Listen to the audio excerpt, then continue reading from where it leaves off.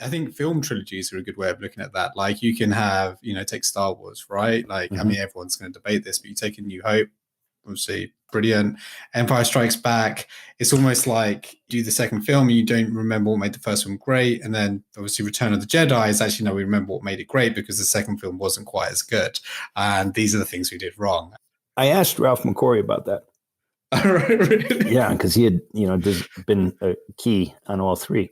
And he said, I think what went wrong. I mean, I love the second one, right? But that was, what's his name? But it had that tougher, like the entrance with the snow walkers and the tauntauns and it was just like the art direction. Oh my God, But the first one, it just has that spot in history, like the first Matrix. But Ralph McQuarrie said, he goes, well, I think, he says what went wrong, but they all progressively made more money, right? So if Hollywood's like, nothing went wrong, what it made. He said, he goes, everything was about more effects. Everything in every scene had to have more and more and more and more and more. He goes, that's what George was striving for. He was just like, we need to have more. Everything needs to be bigger and better.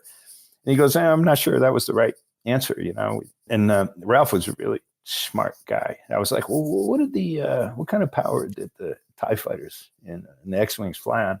He was like, well, I was looking at dark matter. And if dark matter, and he went into this discussion, and I was like, wow, man. And that's like talking to Sid Mead. Like, if you ever want to feel under-equipped for a conversation, I mean, sadly, Sid passed. God bless him in all ways. And to Roger, who's, still here, his partner. But Sid was like, he was so smart and so articulate. And like, I felt like, and I was fortunate enough to become friends with him. But at times I was like, I needed to have a dictionary. His vocabulary was so wide. He was so educated, and he had seen so many things. I mean, he was designing the airplanes, the custom jets for oil sheiks, I mean, he was just in a whole nother level, and their yachts and shit like that. So the stories this guy had, but really smart people. And Ralph had said, I think it was too much about the effects and not enough about the story and the characters. Now, I never noticed that because I loved them both equally, honestly. I saw a similar type story, and I'm name dropping here for sure, but I saw Prometheus with Sid Mead, and and he had designed, he designed Blade Runner working with Ridley Scott. And when we walked out of the theater, I was just floored by the effects and all that, and the design and the cinematography. And then Sid said, well, Ridley needs a writer. He just cut right to the bone, really, really savvy mind.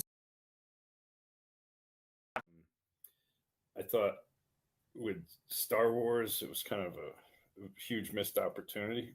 When they went back in time, it was like, here's Anakin Skywalker, a slave who, by many standards is living a lot better than racing vehicles and having more fun than, free people of the world today, poverty and stuff.